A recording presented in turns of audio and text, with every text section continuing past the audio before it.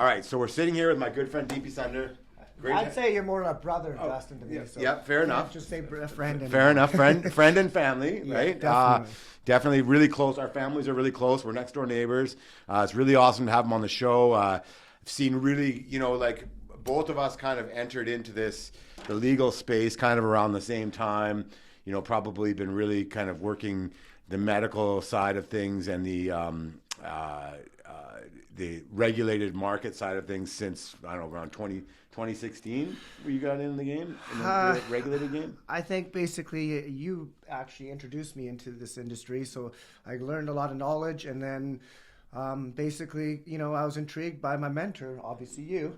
Justin, definitely, I give you hats off. I don't know how you do this and sleep and raise a beautiful girl and a wife and family, but and do all of this at the same time. It's unreal and mind-boggling, but you know what? I'm very proud of you. You know what, bro? I couldn't do it without that support network that, like maybe a lot of the viewers probably don't realize that my wife is Indo-Canadian, and in that culture is very conducive to the hardworking kind of, like my in-laws look after my daughter when I need to.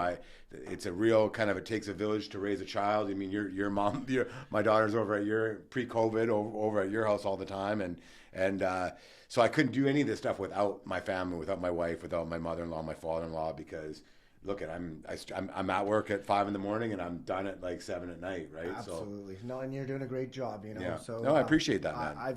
I've been around you, and I've seen you grow at the same time, so got to give you respect when Thanks, it's due. bro. Thanks, man. No, appreciate it. And so, we were up at your facility in I guess it must have been like February of last year. It must have been just before COVID. I came up there with Andrew Gordon, and we checked out the construction of your the facility up there. Yeah. It looked awesome then. I see you guys are now starting to really kind of ramp things up over there. I know we've been ramping up the licensing side of things with you. What are you smoking today there, bro? Well, first of all, it's not a cigarette. Stay away from tobacco; it kills you. This is Hyperine. It's a hybrid. Is that Flint and Embers? That's the brand. So, yeah. I can't. I need glasses now too. So. I can't see it, but it's 26% THC, and can I take a look at that or what? I know we struggled. I'm good with that. I know we struggled to. It does burn good. White ash, yeah. Well flushed, and props to the master. Yeah, 26.92% THC. So this is the type of product that every cultivator is striving to produce right now. And they're actually getting more dollar value. What did that cost you for that? Do you know? The quarter that I got today just to check it out was almost $100 and something. But you sometimes pay for what you get, and the quality. Bro, you always pay. You always pay for what you get. Exactly. You get what you pay for, right? But like if you want to smoke the best, it may cost a little bit more, but you're getting the top-notch quads that most people. So you got a quarter for $100. Yes. So that's awesome, man. And that's good that's what we want in this industry, man. Exactly. Like this is what really excites me about your project up in Duncan there. Thank okay? you. So GoDaddy Cannabis, the kind of brainchild of yourself, Lorraine and Miles, who anybody from Vancouver Island, he's a well-known cultivator here. I think he's doing some of that black cherry punch that everybody's after right now. Is that what he's up to? I think they have another one, that black cherry pie or something like that. Like he's got a couple of really cool strains out there. He was doing ice cream cake. Black cherry pie, and I believe that they have a couple more new genetics coming once the facility goes into production. So we do have all that stuff sorted out, and we're just excited to get into the market and help people with the right medicine. Yeah, that's awesome, bro. That's awesome. So I know the answers to these questions, but our viewers don't. So what do you think was the biggest, and just so everybody knows, GoDaddy came online and got into this, fully committed to buying land and building a building the day of legalization. I think they were probably one of the first clients we signed. Right. It was actually at one of the seminars at I believe was it BC Craft. Don't even get us started about those guys, man. Yeah, let's not get into that. Yeah, but I mean, I never want to. I don't want to rip those guys up too hard because things changed, right? Like absolutely. Like and this kind of goes into part of your struggles, right? Like when this first started going down, right? money was flying everywhere. It was you could have got somebody to finance, 4 units, fully financed, no problem. And then once I think for what you guys, part of the struggle you guys faced was when Health Canada changed the regulations, saying you have to have the license, the building out before the license comes out. So that kind of delayed things, and we signed agreements. So it was almost like financial suicide in the very beginning. But when you have a vision and you believe in yourself and the product, you know you're going to come out on top, regardless of. And that's what I really admire about you, bro. Is I know personally, because we're more than just like colleagues in business. We're friends and family, right? And I know the struggles that you've been through. I've seen it firsthand, and to see you seeing this through, it's perseverance. It's one of the reasons I really wanted to have you on today, was because, like, hey man, like you faced, and I know firsthand, you have, and you still, like we always joke in the industry that once you get the license, welcome to the starting line. Exactly. Well, your getting to the starting line has been about as tumultuous as anybody that I've seen, man. I can't even explain. Like, I think I made more hurdles, like you said. It was a roller coaster ride. Like, we didn't know the timeline. Without the compliance team like yourself, without the property management team, without having probably 100 meetings going up and down the Malahad just to set up these conference calls and meetings in person to get from A to Z. It was a lengthy ride, but and the reality is you're really only like halfway to the starting line right now. Exactly. And you know what? I see the vision now when the framing's coming together. We see more closer to the finish line, and I'm excited to just get everything up and see flower in production. Yeah, man. Yeah. I can't wait, man, because I know your team, Miles and Lorraine, are like really good people, man, and it's exciting. It's exciting to see for even from me, from just as like an aficionado of cannabis business. I like to see these things succeed, right? Like absolutely. And you know what? You were there from step one to the finish line. And I'll be there beyond. Thank you. So one of the things that we were talking with last week with one of our guests, or maybe it was the week before with Marshall, was the next big hurdles for you guys. So getting licensed is one thing. The next thing that I see that you guys you got great strains, you got great growers. You're going to be good there.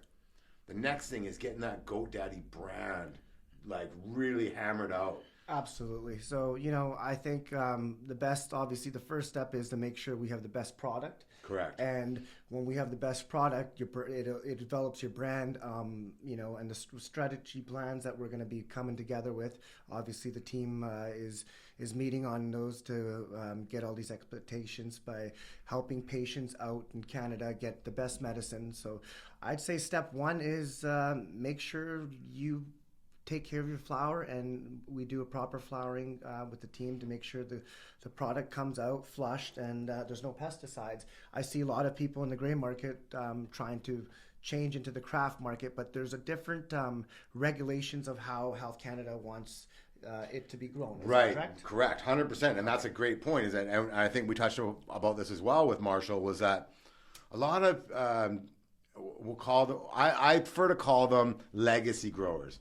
Okay, this gray, white, black. It's frowned upon. Legacy growers. Yeah, legacy growers, and the thing is, they don't realize is that Nova stays in the plant for 3 or 4 generations. So if you use Nova on a plant today, or even in your room, like if it's stuck in the room, like it attaches itself to future generations.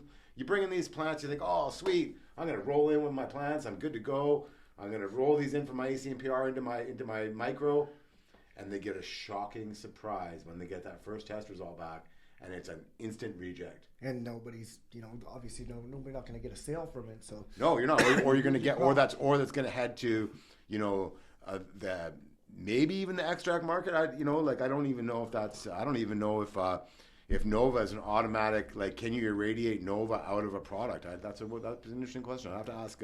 I don't have a QA on. I have to ask them that question because I don't think you can. Mm-hmm.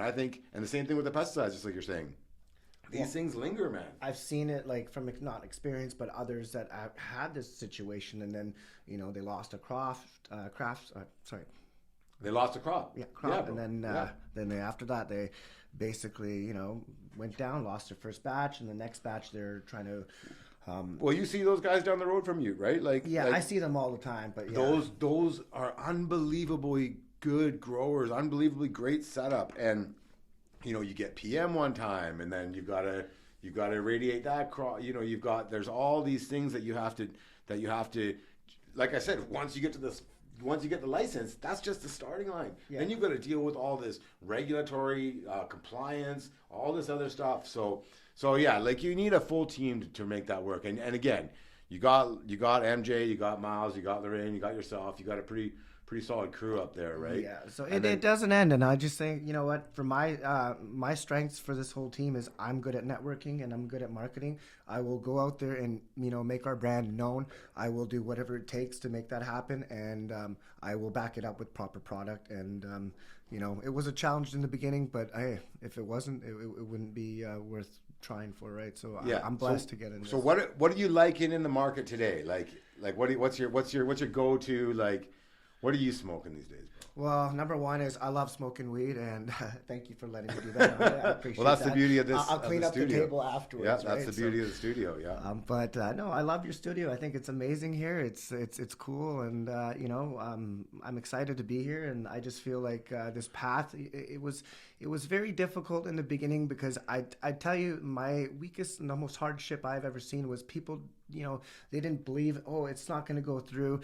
I think people in this industry right now that are in it, they know how it works. People that are trying to get in it, they either are getting too many voices that are coming in telling you to stay away from it, and then they get sidetracked on if they should get in the market or not. And I hear that all the time, bro. And I think to people right now, it's here to help the economy, especially after COVID. Mm-hmm. I think craft production is the new way for cannabis, really. Yeah, and I think so too. And I think when you see COVID recovery, like there's a lot, and I think this is one of the reasons why Health Canada is kind of committed to getting these licenses through a little quicker, because they see the jobs that can be created, right? And I don't want to just blame Health Canada, because it's not just them. The municipality, I mean, you've dealt with it, dealing with North Cowichan. Throw me a building permit for fuck's sakes, right? Like it was, they took their time, and the government likes to do what they. Well, you got every level, and you're fighting with every level of government, right? Like it was a nightmare, but you know what? Sometimes you have to, fear is your worst enemy. So I took fear out of myself. I'm like fearless, so I just didn't care. I went firsthand into this industry knowing not much information, and then now that I got more of the information, I feel that I'm ready to go, and I think this journey is going to be just the starting of a new. I mean, this is the very beginning of this industry. People get I remember, I can't remember who said it, but like this first 2 to 5 years, we're only over the first 2 years. Yeah. And we're starting to see a resurgence of some capital coming back into the marketplace, like people willing to invest in cannabis again. But I mean, when you hear these naysayers, most of the naysayers are looking at Aurora shutting down big facilities, Canopy trying to get out of these large scale facilities. They should never open these large scale facilities in the first place. All that was to appease shareholders. Oh wow, look at us! We're opening 1 million square feet. Anybody with half a brain knows you cannot cultivate cannabis like that. Maybe for the extract market you can, but certainly not for flower consumption of any sort of degree of quality. And I think the struggles of these LPs, the biggest challenge was that they didn't have the right growers to cultivate, and I feel like these small scale cultivators, which will be growers entering the micro cultivation license, will definitely help and impact all the LPs that were struggling, and hopefully we get more craft cannabis products and people Canada-wide getting approved. Yeah, I think so too, bro. Yeah. Well, man, thanks for coming on, bro. No, thank you very much. Awesome to be on here, brother. God bless you. Yeah, you too, bro. You too, man. Peace.